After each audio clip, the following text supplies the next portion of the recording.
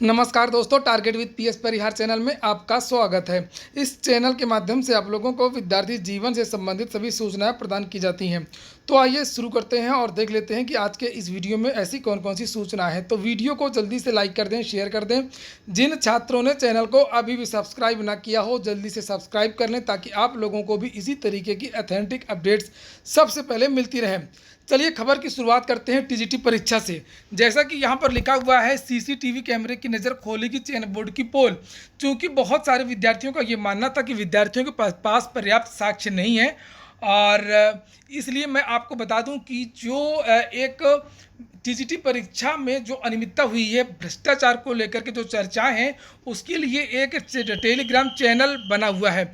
उसकी लिंक मैं description box में दे दूंगा। अगर आप लोग वहां चाहें तो उसमें भी अपनी बात रख सकते हैं। और बहुत सारे ऐसे विद्यार्थी हैं करवा रहे हैं। विद्यार्थियों का ये कहना है कि जो पुस्तिका हमको मिली थी, उसकी जो प्रश्न पुस्तिका है वो खुली हुई थी।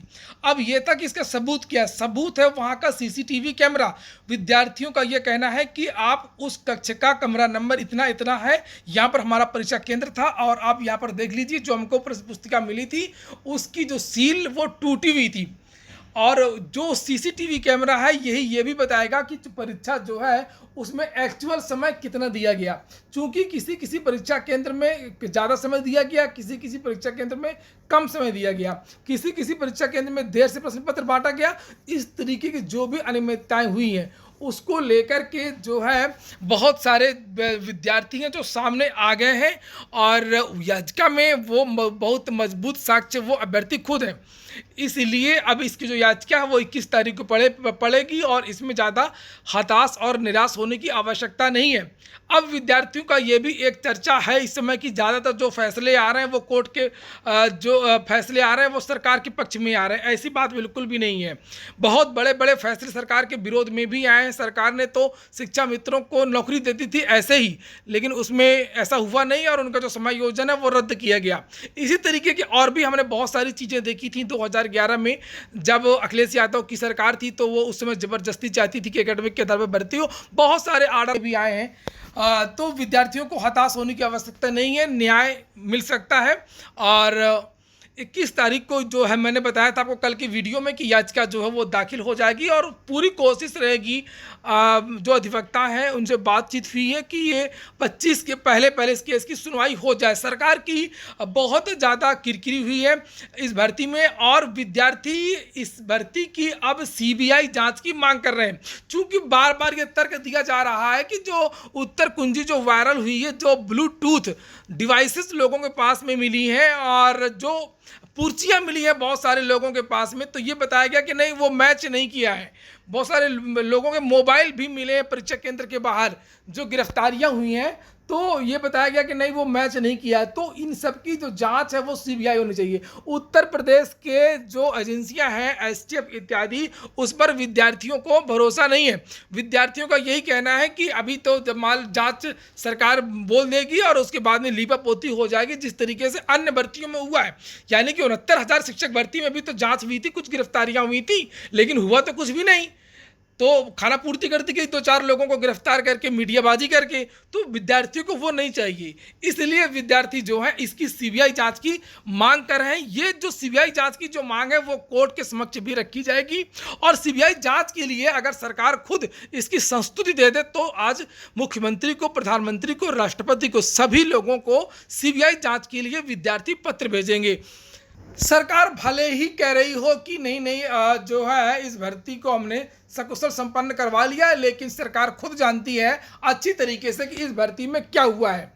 और यही एक कारण है कि उत्तर प्रदेश के जितने भी विद्यार्थियों ने परीक्षा दी है उसमें से लगभग 85% विद्यार्थी ये चाहते हैं, 85-90% विद्यार्थी ये चाहते हैं कि ये जो भर्ती है वो निरस्त हो। मैं अपने चैनल के माध्यम से ये बात नहीं कह रहा हूँ कि भर्ती निरस्त हो, मैं केवल इतनी बात कह रहा हूँ कि छात्र हित में जो सही निर्णय हो सरकार वो ले, और इस भर्ती की एक बड़ी जांच अवश्य होनी चाहिए, लेकिन जांच में अनिश्चित काल का समय ना हो, जांच 1 सप्ताह के अंदर पूरी हो। और वहीं पर इस भर्ती को लेकर के लिखा हुआ है जो पीजीटी की परीक्षा कल से शुरू हो रही 17 और 18 तारीख को, उसके बारे में जानकारी समाचार पत्र के माध्यम से दी गई है कि एसटीएफ और सीएम इसकी निगरानी खुद करेंगे।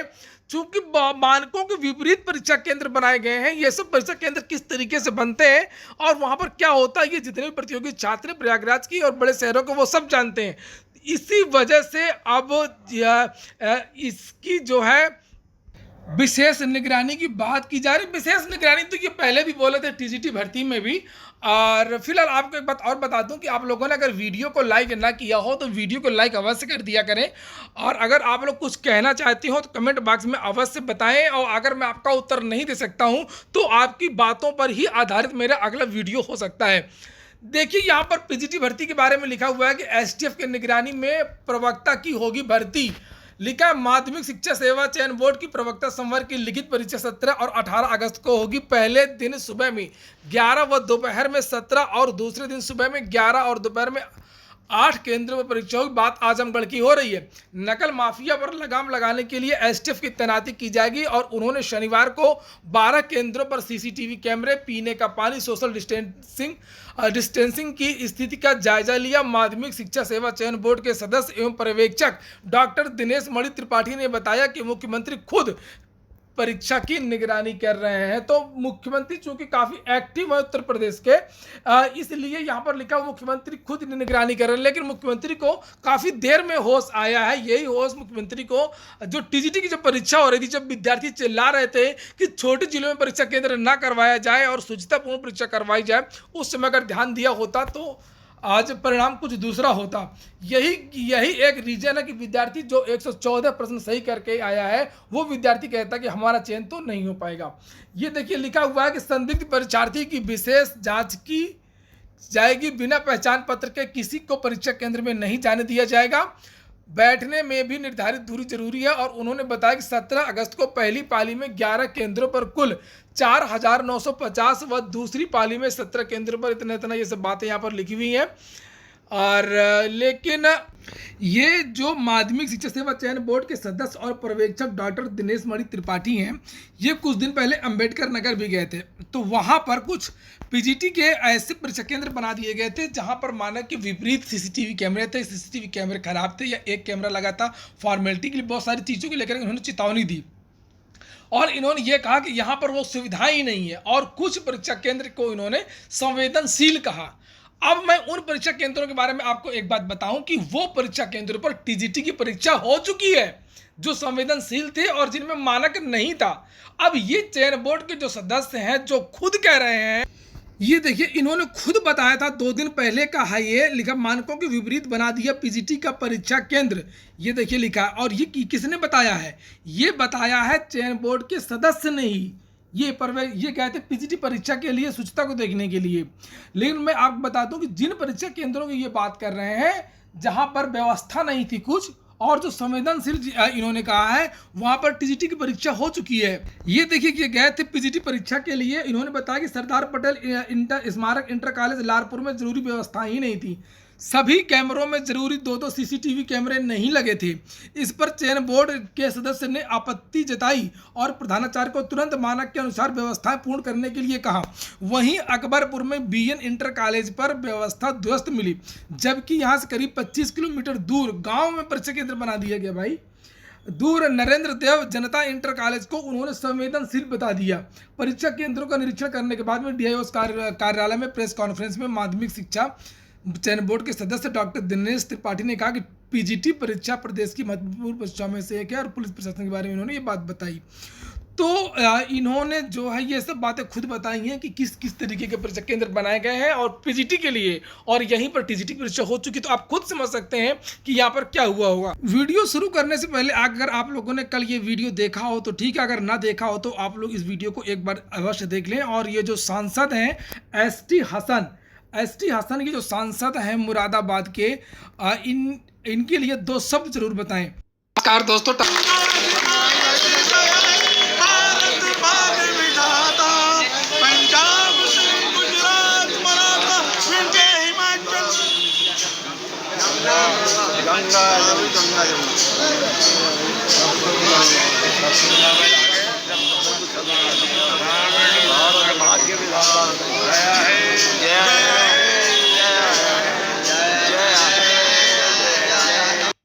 तो कमेंट बॉक्स में आजकल ऐसे नेताओं की भरमार है, सभी पार्टियों में है, ऐसा नहीं है।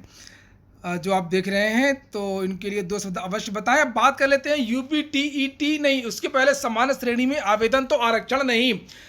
चूंकि कुछ लोगों को उचित जानकारी नहीं मिलती है, उन्हें ऐसा लगता है कि जो सामान्य वर्ग का जो जनरल कैटेगरी की जो सीटें हैं वो ज़्यादा हैं, ओबीसी की कम है या एससी की कम है, तो वो अपनी कैटेगरी में ना करके वो जनरल में टिक मार देते हैं।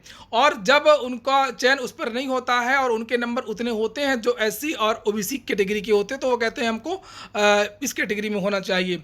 तो ऐसे विद्यार्थियों के लिए आदेश दे दिया गया है कि अगर आपने समान कैटेगरी में टिक मारा है, समान कैटेगरी में अगर आपने आवेदन किया है, तो आप अपने जो आपको जो आरक्षित वर्ग है ओबीसी एससी, उसमें चयन नहीं होगा। क्योंकि विद्यार्थियों के अंदर एक ऐसी धारणा चूंकि सोशल मीडिया व्हाट्सएप पे ऐसा फैला दिया गया है कि जो जिस कैटेगरी का है वो उसी कैटेगरी में आवेदन कर सकता है, उसी कैटेगरी में उसको उसका लाभ मिलेगा। तो ऐसा बिल्कुल भी नहीं है। ये भ्रांति अपने दिमाग से हटा दीजिए। जो व्हाट्सएप यूनिवर्सिटी के माध्यम से जो दिन भर जो जातीय मैसेज भेजे जाते हैं, ये बिल्कुल गलत है। अगर आप एससी कैटेगरी में हैं या ओबीसी कैटेगरी में हैं, अगर आप अपनी कैटेगरी में टिक लगाते हैं, आवेदन करते हैं, अगर आपके नंबर ज़्यादा हैं, आपने एज में कोई लाभ नहीं लिया है या अन्य और कोई लाभ नहीं लिया है एससी एसटी या ओबीसी का, तो आप समान कैटेगरी में आपका चयन निश्चित रूप से हो पाएगा। ऐसा बिल्कुल भी नहीं है कि आपने एससी कैटेगरी में किया तो आपका चयन एससी में ही होगा। आप निश्चित तौर पर आप ओवरलैप किए जाएंगे। और ज़्यादातर जो भी परिणाम आते हैं लिखित परीक्षा वाले, जिसमें प्री और मेंस होता है, उसमें ओबीसी और एससी की नंबर जो मेरिट है वो बराबर या कम ही रहती है, ज़्यादा नहीं रहती है। अपवादों को छोड़ दिया जाए, अगर कोई भ्रष्टाचार या कुछ ऐसी चीज़ नहीं हुई है तो। ये देखिए यहाँ पर लिखा है, भर्ती शुरू होने के बाद श्रेणी बदलने की अनुमति नहीं है। कैट ने कहा सामान्य श्रेणी में आवेदन करने वाले उम्मीदवार आरक्षित श्रेणी में नौकरी नहीं पा सकते हैं। तो इसलिए जो है, अगर आप कैटेगरी में आते हैं यानी एससी वर्ग में है या एसटी वर्ग में है या ओबीसी वर्ग में है, और अगर आपने जनरल कैटेगरी में टिक कर दिया, तो फिर बाद में आपको ओबीसी या एससी कैटेगरी में नहीं रखा जाएगा। इसलिए ऐसी गलती कतई ना करें। और लिखा, केंद्रीय प्रशासनिक न्यायाधिकरण ने कहा कि सामान्य श्रेणी में आवेदन करने वाले उम्मीदवार आरक्षित वर्ग में नौकरी नहीं पा सकते हैं। न्यायाधिकरण ने आरक्षित श्रेणी में नौकरी की मांग कर रहे युवक की याचिका को खारिज करते हुए यह महत्वपूर्ण फैसला दिया। युवक ने दिल्ली सरकार के अस्पतालों में नर्सिंग अधिकारी बनने के लिए जनरल वर्ग में आवेदन किया था। न्यायाधिकरण के सदस्य आरएन सिंह और अनुराधा जौहरी की पीठ ने इन फैसले में कहा कि भर्ती प्रक्रिया शुरू होने के बाद आवेदक को श्रेणी बदलने की अनुमति नहीं दी जा सकती है। इसमें कोई शंका नहीं है कि वो अनारक्षित श्रेणी में आवेदन किया। भर्ती परिणाम जारी होने के बाद करीब 8 महीने बाद श्रेणी बदलने के लिए उसने मांग की है। पीठ ने कहा कि डीएसएसएसबी और दिल्ली सरकार ने नियुक्ति के लिए जो शर्तें तय की हैं वो सभी आवेदकों पर समान रूप से लागू होंगी। तो अगर आप लोग जो है कैटेगरी में आते हैं तो आप अपने ही वर्ग में आवेदन करें। और अगर मैंने बताया कि जो अगर आपके नंबर ज़्यादा है तो 100% सभी भर्तियों में जो वो विद्यार्थी जिनके नंबर ज़्यादा हैं वो जनरल में आएंगी। जनरल में किसी खास एक वर्ग की लिए नियुक्तियाँ नहीं होती हैं, वो सभी के लिए होती हैं। एससी एसटी ओबीसी विकलांग सब के लिए होती हैं। बात कर लेते हैं यूपी टीईटी और एडेड जूनियर हाई स्कूल भर्ती परीक्षा के बारे में। मैंने इसके बारे में आप लोगों को जानकारी दी थी और आज भी कुछ समाचार पत्रों के माध्यम से इसके बारे में अलग से जानकारी दी गई है। आइए सीधे देखते हैं। ये देखिए लिखा हुआ है यूपी टीईटी नोटिफिकेशन और यूपी जूनियर भर्ती एग्जाम डेट। तारीख यहाँ पर पड़ी हुई है 16 अगस्त, यानी कि आज की डेट है। ये देखिए यहाँ पर वही सब बातें लिखी हैं जिसके बारे में रोज़ चर्चा होती है। और यहाँ पर जो मुख्य बात नीचे लिखी हुई है कि अब सूत्रों से जानकारी ये मिली है कि इसी सप्ताह यूपी टीईटी का जो प्रस्ताव है वो बना करके भेज दिया गया। और मैंने आपको जानकारी दी थी कि प्रस्ताव में यही भेजा जा रहा है कि 20 सितंबर के आसपास से जो है वो आवेदन लिए जाएँ। यहाँ पर लिखा है कि अभी पीएनपी एनआईसी से तारीखों को लेकर के चर्चा कर रहा है। जैसे ही डेट पर एनआईसी सहमति दे देती है, पीएनपी उसी डेट को लेकर के प्रस्ताव भेज देगी। और यहाँ पर लिखा संभव है कि अगस्त के अंतिम, तो अगस्त में तो नहीं आएगा और ये सितंबर के महीने में ही इसका विज्ञापन आएगा। और फिलहाल जो इसमें लिखा हुआ है कि प्रस्ताव बना करके भेज दिया जाएगा, तो ये बात भी सही है कि इसी सप्ताह जो है वो प्रस्ताव शासन को भेजा जा रहा है। और टीईटी के साथ में एडेड जूनियर हाई स्कूल भर्ती का भी प्रस्ताव बना करके भेजा जाएगा। अंतिम सूचना है यूपी ट्रिपल एससी एक और भर्ती का अध्याचन। असल में जूनियर असिस्टेंट के जो पदों की एक भर्ती आनी है, पहले लेखपाल की आएगी और उसके बाद में जूनियर असिस्टेंट के लगभग 2200 पदों पर भर्ती के बारे में जानकारी दी गई थी। मुख्य परीक्षा के माध्यम से जो है ये भर्ती होगी, लेकिन इसके पहले भी जूनियर असिस्टेंट के कुछ और पदों का अध्याचन आ गया था और वो वापस कर दिया गया था ईडब्ल्यूएस कुछ अन्य मामले को लेकर के। तो जानकारी ये मिली है कि संशोधित होकर के जो अध्याचन है वो फिर से यूपी ट्रिपल एससी भेज दिया गया है और यूपी ट्रिपल एससी यानी कि उत्तर प्रदेश अधीनस्थ सेवा चयन आयोग जूनियर असिस्टेंट की जो भर्ती होने जा रही है उस भर्ती में इन पदों को जोड़ सकता है और भी कुछ अन्य विभागों के जो पद हैं, इसलिए लगभग 1600 जो पद हैं वो आपके और जुड़ रहे हैं। तो ये जो 2200 पदों पर भर्ती होनी थी जूनियर असिस्टेंट की, ये जो भर्ती होनी थी यहाँ पर लिखा हुआ है 14 नंबर पर, और ये मार्च में इसका विज्ञापन आना है, मार्च में।